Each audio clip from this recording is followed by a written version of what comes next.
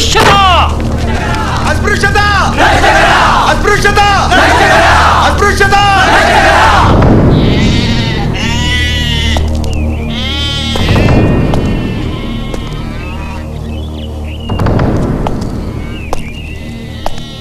I do not want anyone near the tank. All right? Good. You must understand my problem. The high castes have gone to court, claiming the tank is private property, and the civil court has granted them a stay order. Mr. Hood, you know as well as I do that this is a completely fraudulent claim. But you know that it is up to the courts to decide whether or not they are justified. But the whole purpose of the satyagraha was to drink water from the tank. If you persist, I will be forced to make arrests. You will be in contempt of court. Do you want to send 10,000 of your followers to jail? What purpose will it serve? You know I am not against your movement. I have resisted pressure to issue an order prohibiting the assembly of 5 or more persons. Thank you. We are grateful. Will you give me the opportunity to speak to your conference? Just for a few minutes, before you proceed to the tank. That will be possible. We must take our leave now. They'll be waiting for us to begin. This conference that has been called to inaugurate an era of equality in India has no parallel in Indian history. I can only compare this to a meeting held in France in 1789 that ushered the French Revolution.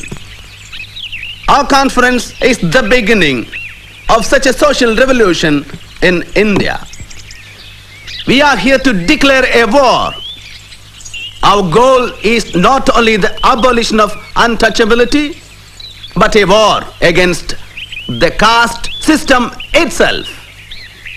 We will not be immortalized by drinking water from the tank, but this, our action, will prove that we are also human beings. We must establish the principle that status in India shall not be determined by birth, but by merit alone. We must rearrange Indian society on the principles of a casteless, classless society. We must adopt the principle that all men are born equal and die equal.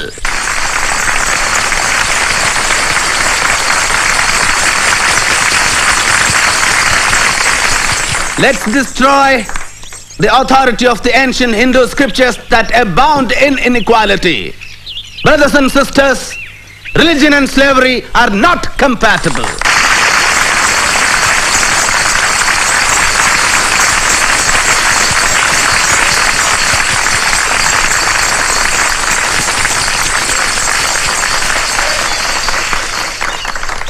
Brothers and sisters, even though I am a Brahmin by birth, I condemn outright the doctrines of the Manusmriti. It is a symbol not of religion, but of inequality, cruelty, and injustice. I move a resolution that the Manusmriti, which has been the cause of untold sufferings for the generations, be publicly burned.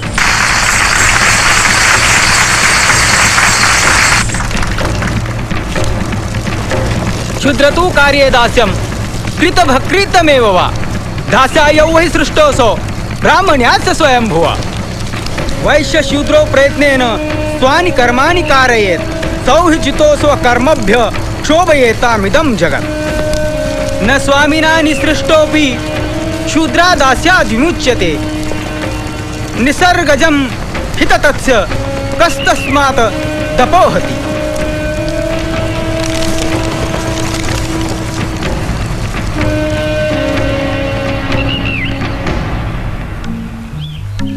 Dear Bhaurao, Congress has boycotted the Simon Commission, and so has Muhammad Ali Jinnah.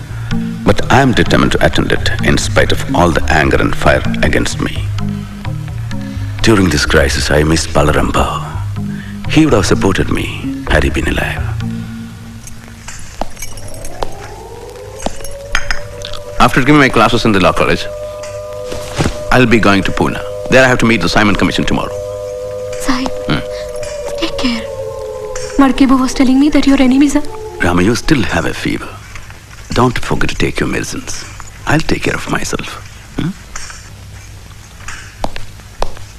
So you are particularly anxious to get appointments in the public service? Yes, decidedly. Why is that so? Our experience on the administration of the law is very bitter. In most of the cases, the law is administered to the disadvantage of the depressed class man. I understand that you have been very active in the uplift of the depressed classes. Do the higher classes help you in this work? The whole caste Hindu population insist upon the depressed classes doing the unclean jobs. Because giving up doing these jobs means that the depressed classes are exceeding their social status, rivaling the upper class. What do you want to represent as the proper way in which the Constitution of India should deal with the depressed classes? The first thing I would like to submit is that we claim that we must be treated as a distinct minority, separate from the Hindu community. Secondly, the depressed classes minority needs a far greater political protection than any other minority in British India, for the simple reason that it has been kept educationally ever backward, economically poor, socially enslaved, and suffers from grave political disabilities from which no other community suffers. So we claim reserved seats if accompanied by adult franchise. And if there is no adult franchise? Then we would ask for a separate electorate, certain safeguards regarding the education of the depressed classes and their entry into public service. Mr. Solanki, do you keep the same view? Yes, of course. If the details of the scheme which you've laid out were to be introduced into the Constitution of this country, would it not lead to perpetual class war? It might. But it would depend on the attitude of the majority, Sir John. Therefore, you would not, as a sagacious statesman. I do contemplate and I do desire the time when India shall be one. And I believe that a time will come when all these things will not be necessary. But again, it would depend upon the attitude of the majority towards the minority. How many members of the depressed classes practice at the bar? I am the only one. Any more questions, gentlemen? Thank you, Dr. Ambedkar, Mr. Solanki. Thank you, Major Atlee. Simon! Go back! Go back! Britishanse hastak! Ambedkar! Ambedkar! Britishanse hastak! Ambedkar! Ambedkar! Ambedkar answer! Dhikar aso! Ambedkar answer! Dhikar aso! Sir, don't you think that those who are clamoring for the independence of the country have inconsistent attitude? Yes, of course. They raised violent protest against the insulting treatment meted out to Indians in South Africa and to Indian students in Britain. And at the same time, denying human rights to their own countrymen and co-religionists in India. I find this attitude inconsistent, selfish, and shameless. Which is why my editorial says that we must act in a forcible way so as to let the caste Hindus know that to observe untouchability is a risk as dangerous as bearing live coals on their tongues.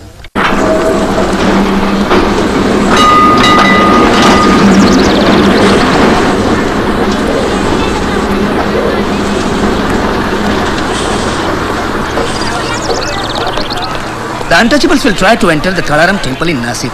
And if this is opposed, we will insist on Satyagraha. Naik, the political rights of the untouchables are more important than the temple entry. We just want you to lead the movement. We will take all the responsibilities. All right, Paurao. Then send a notice to the trustees of the Kalaram temple about the Satyagraha.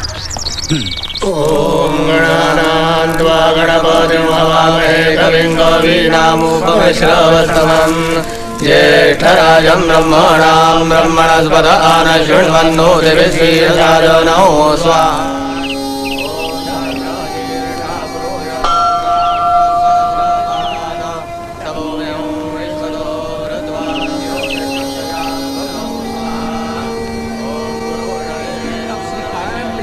are not the owners of the temple. They have no right to interfere in the traditions. Since the inception of the temple, our ancestors were appointed as the priests, and we are following them honestly. We, the priests, are the supreme powers of the temple. If the trustees use their rights in a wrong way to defy the purity of the temple and allow the untouchables to enter the temple, we will strongly protest.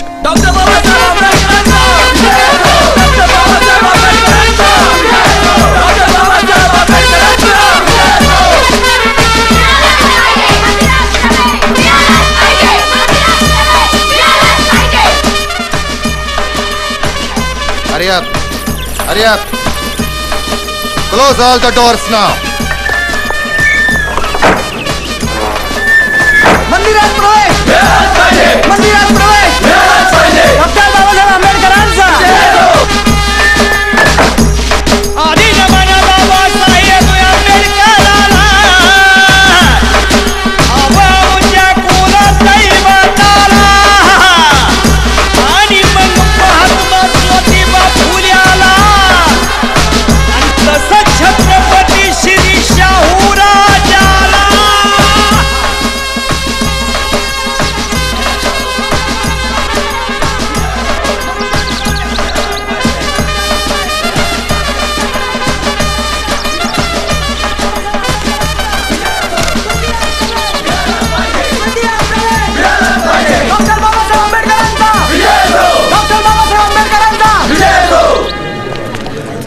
By the order of the district magistrate, all the gates of the temple are locked. By all means, we have to establish our right to enter the temple and worship God. I think there is no other way than Satyagraha. Paurav, post our people at all four gates, south, north, east and west. We should be the first people to enter the temple when it opens. जो सुख पायो राम भजन में, जो सुख पायो राम भजन में, सो सुख नाई अमीरी में. मन लागो मेरो यार फकीरी में, मन लागो मेरो यार फकीरी में. Dr. Ambedkar, don't you feel that it's a crime to block the gates and not allow the people to enter the temple? I know, Mr. Gordon, it is. Suppose I order the Indian Penal Code 144 and allow only 4 people here. Still, we will struggle to establish our rights. डाली छेड़ू ना पत्ता छेड़ू ना कोई जीव सताऊं, पात पात में प्रभु बसत है वही शीस नवाऊं. What attitude do you propose to adopt in connection with this Rath procession? The untouchables will participate in dragging the Rath, and we will offer the puja to the idol in the Rath, and that has been a tradition. Caste Hindus will bring the Rath to the main door of the temple, and after they have dragged it 10 feet from the gate, they will stop. And your people can join by holding the rope fastened to the Rath. Is that agreeable to you? Yes, I agree. और क्या रंग चढ़ाऊं, कहत कबीर सुनो. We have to find 50 men to pull the Rath. How do we choose 50 out of 5,000? Choose the hefty and able-bodied.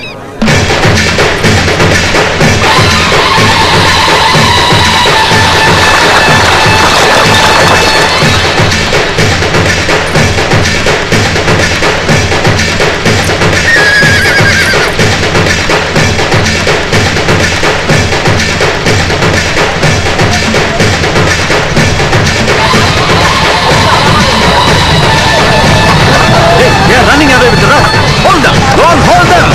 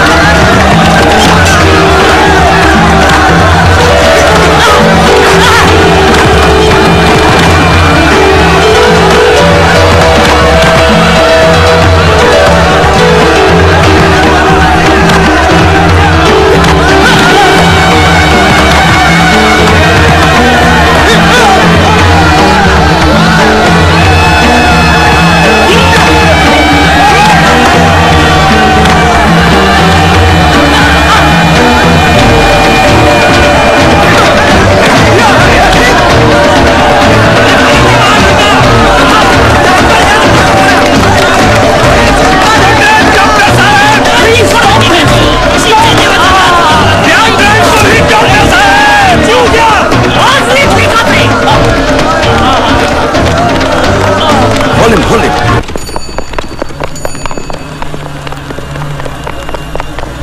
The actions of the district magistrate and the threat to withdraw the police indicates that the government is not willing to use the power to help the people who are struggling for their rights.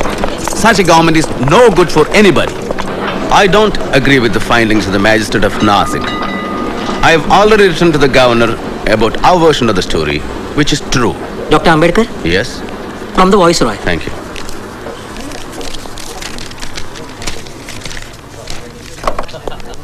Oh, it's an invitation to the Round Table Conference in London. Congratulations. Thank you. Congratulations. Thank you. Dear Chitre, Congress and Gandhi have boycotted the Round Table Conference. Congressmen hate and curse those who are going to attend it. I will demand what is rightful for my people, and I will certainly uphold the demand for Swaraj. Selection of the representatives of the committee and Prime Minister's intervention. Mr. Chairman and respected delegates of the Round Table Conference, my colleague Rao Bahadur Srinivasan and I have the honor to place before you the point of view of the depressed classes of India who represent 1/5 of the total population of British India. Our point of view is this: the British government in India should be replaced by a government of the people, by the people, and for the people. The depressed classes have traditionally welcomed the British as their deliverers from the tyranny and oppression of the Orthodox Hindus. Before the British, we could not enter the temple. Can we enter now? Before the British, we were denied entry into police and military forces. Is that career open to us now? Our wounds have remained as open sores, and they have not been righted, although 150 years of British rule have rolled away. The Hindus claim them only to deny them appropriate rights. The Mohammedans refuse to recognize their separate existence because they fear that their privilege may be curtailed by the admission of a new arrival. Depressed by the government, oppressed by the Hindus, and disregarded by the Muslims, we are left in a most intolerable position of utter helplessness to which I am sure there is no parallel.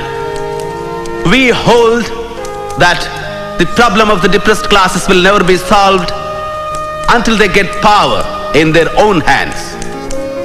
Given the present temper of the country, no constitution will be workable which is not acceptable by the majority of the people. The time when Britishers were to choose and India was to accept is gone, never to return.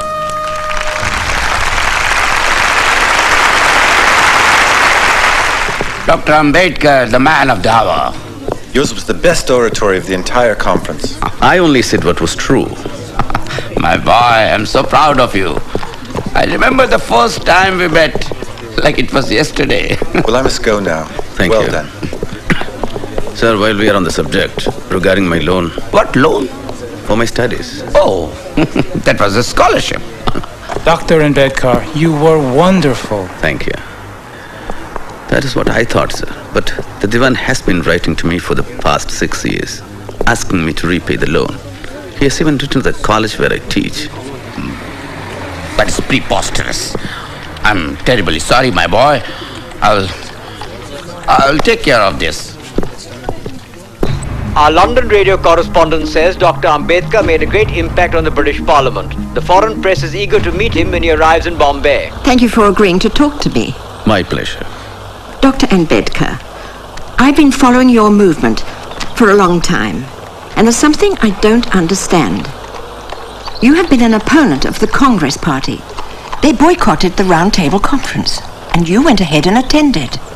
And yet recently, you successfully defended the 47 Congress Satyagrahis involved in the Chirana firing case. Isn't that a contradiction? Miss? Rosa Epstein. Miss Epstein, There is no contradiction in my position. I took up this case only for the principles involved. I don't agree with the Congress, but I do believe that every citizen has a right to agitate. The rights and the liberties of the people are far more important than the stability of the government.